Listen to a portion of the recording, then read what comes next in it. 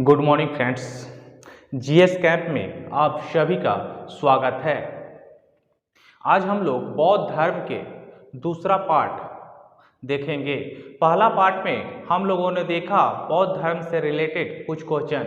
बौद्ध धर्म का दो पार्टों में हमने कोशिश किया है कि ये पूरा हो जाए आपका।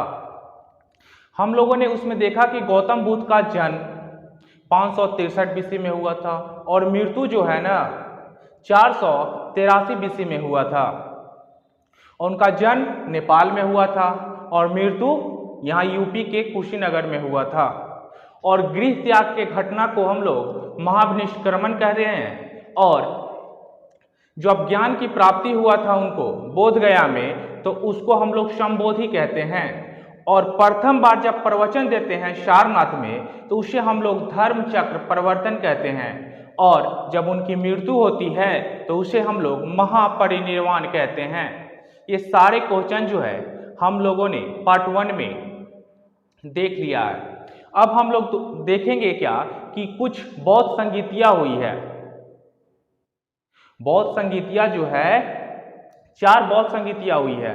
उससे अक्सर एग्जामों में क्वेश्चन 1-2 हमें देखने को मिल ही जाता है। तो सबसे पहले चलते हैं हम लोग बौद्ध संगीति।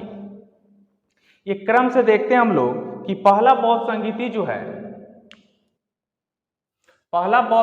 जो है उनके मृत्यु के समय हुआ था।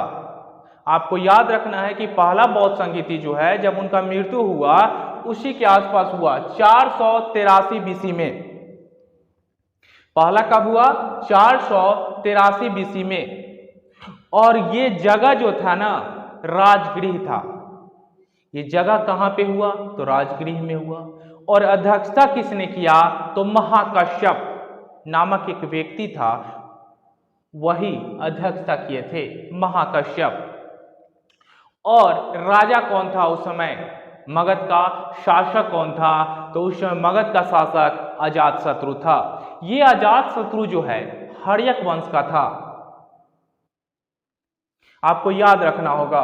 और ये इसी के शासन काल में पहला बौद्ध संगीति जब हुआ तो पहला बौद्ध संगीति 483 बीसी में हुआ। और इसी अजातशत्रु के शासन काल में विनय पिटक और सूत पिटक नामक ग्रंथ का रचना हुआ, संकलन किया गया।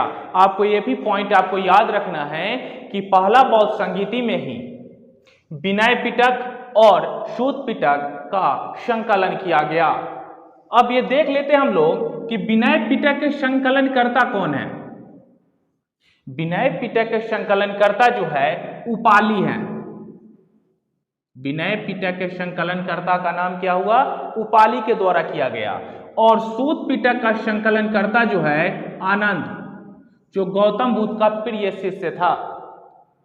और आनंद के कहने पर ही महिलाओं को संघ में प्रवेश मिला था वैशाली में।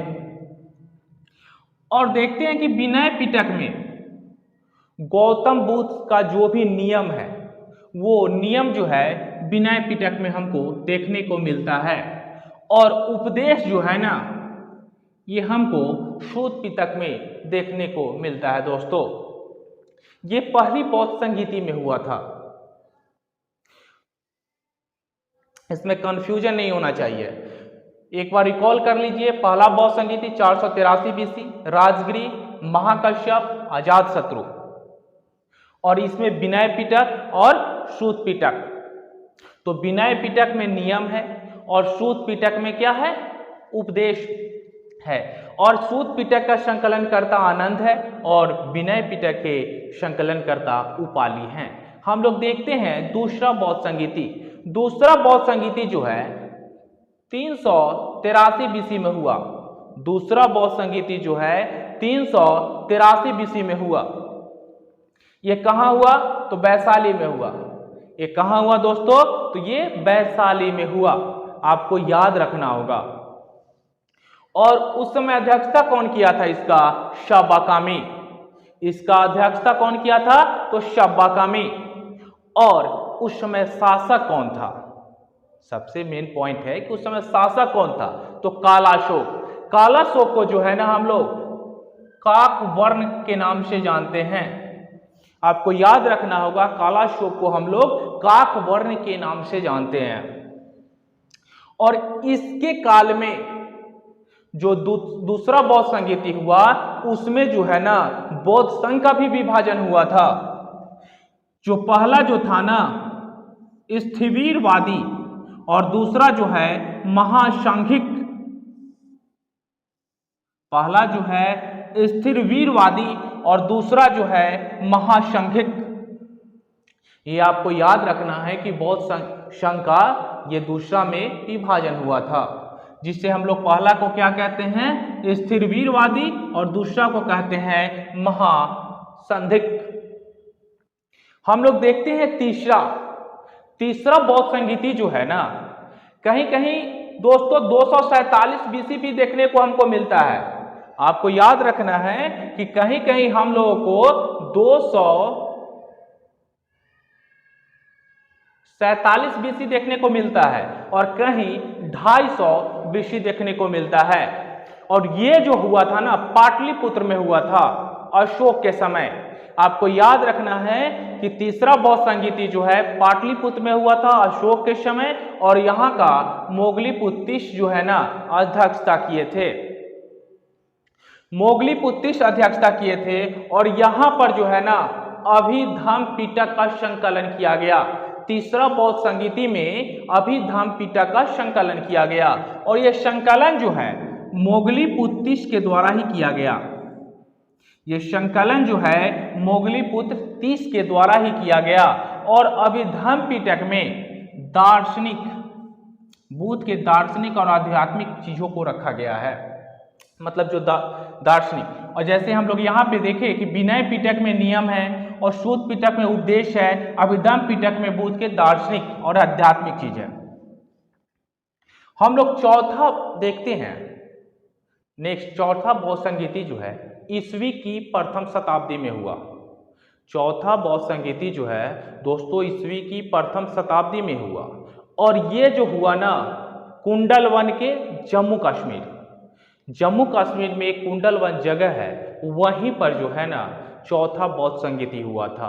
उस समय जो शासक जो था ना कनिष्क था, और कनिष्क और अध्यक्षता जो है ना चौथी बौद्ध संगीति का वसुमित्र ने किया था, और उपाध्यक्ष जो है उसमें अश्वघोष थे। ये पॉइंट आपको याद रखना होगा। ईस्वी की प्रथम शताब्दी और कुंडलवन में हुआ था। कुंडलवन कहां पड़ता है दोस्तों? जम्मू कश्मीर में। और वसुमित्र अध्यक्षता किए थे और अश्वघोष उपाध्यक्ष थे, और कनिष्क के समय हुआ था।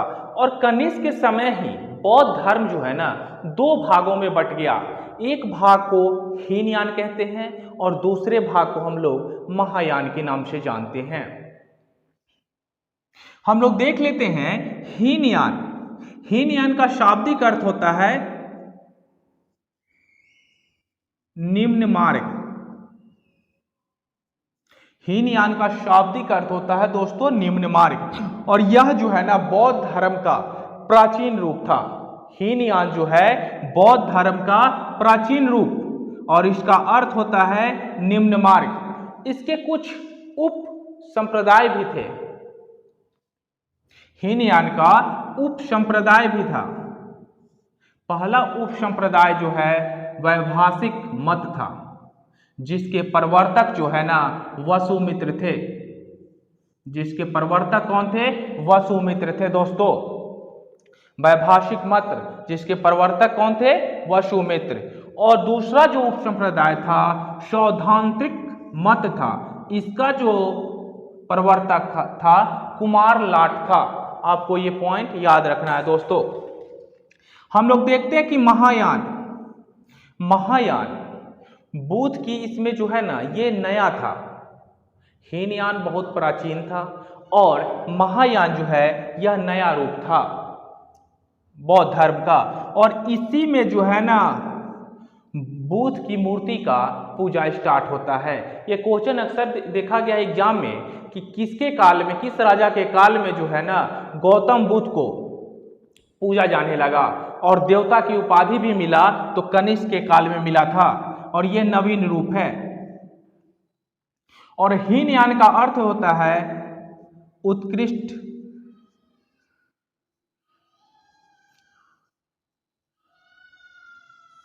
हीनयान का दोस्तों अर्थ होता है उत्कृष्ट मार्ग। और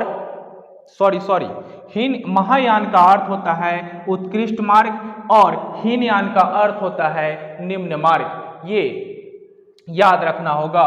और महायान का उप संप्रदाय भी था। महायान का उप संप्रदाय भी था। पहला संप्रदाय था योगाचार्य, जिसके प्रवर्तक थे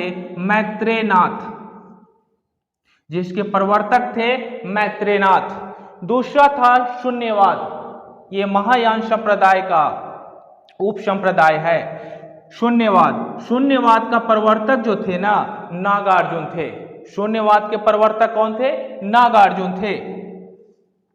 एक था ब्रजयान शाखा, इसमें तंत्र मंत्र विद्या का और इसमें जो है ना तांत्रिक लोगों का अति था बौद्ध धर्म। ये देवी की पूजा होता था, तारा देवी। इसमें जो है ना तारा देवी का पूजा होता था। और अगला जो है काल चक्रायन जो है ना इसके प्रवर्तक जो थे मंजूश्री थे। आपको याद रखना होगा कि महायान का उप संप्रदाय जो है योगाचार्य के प्रवर्तक मैत्रेयनाथ, शून्यवाद के नागार्जुन, ब्रजयान तांत्रिक था, काल चक्रायन मंजूश्री। ये आपको याद रखना होगा। नेक्स्ट पॉइंट हम लोग देखते हैं दोस्तों। अश्वघोष जो चौथी बौद्ध संगीति में उपाध्यक्ष था, उनके द्वारा एक पुस्तक लिखा गया बुद्ध चरित्र। उनके द्वारा एक पुस्तक की रचना किया गया जिसका नाम था बुद्ध चरित्र। और यह जो है ना बौद्ध धर्म का, इस पुस्तक को रामायण कहा जाता है। और ये जो है ना संस्कृत भाषा में लिखा गया। अश्वघोष के द्वारा बुद्ध चरित्र की रचना किया गया जो संस्कृत भाषा में है और ये बौद्धों का, इसे रामायण कहा जाता है। ये पॉइंट आपको याद रखना होगा। नेक्स्ट पॉइंट हम लोग देखते हैं धम्मपद जो है ना इसे बौद्ध धर्म का गीता कहा जाता है। ये आपको याद रखना होगा कि बौद्ध धर्म का गीता किसे कहा जाता है, तो धम्मपद को कहा जाता है। और यह जो है पाली भाषा में लिखा गया।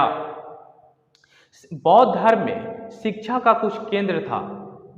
एक नालंदा जो बिहार में पड़ता है, वल्लभी जो गुजरात में पड़ता है, और विक्रमशिला जो भागलपुर में पड़ता है, वो भी बिहार में है। और बुद्ध के पूर्व जन्म की कथाएं जो है ना जातक में है। बौद्ध धर्म के गौतम बुद्ध के बारे में जो भी मतलब पूर्व कथाएं हैं उसको हम लोग जातक कहते हैं। ये पॉइंट आपको याद रखना होगा। हम लोग नेक्स्ट पॉइंट देखते हैं त्रिरत्न जो है ना बौद्ध धर्म का त्रिरत्न जो है बुद्ध, धम्म, संघ त्रिरत्न है। आपको ये याद रखना होगा। त्रिरत्न कौन कौन है? बुद्ध, धम्म और संघ।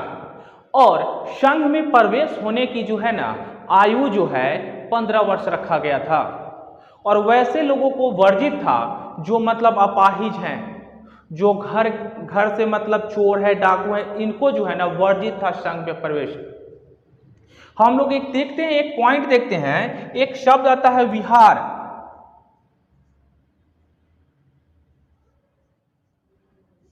विहार मतलब रहने वाला जगह।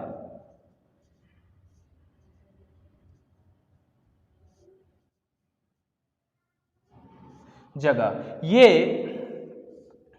बौद्ध धर्म से ही रिलेटेड है।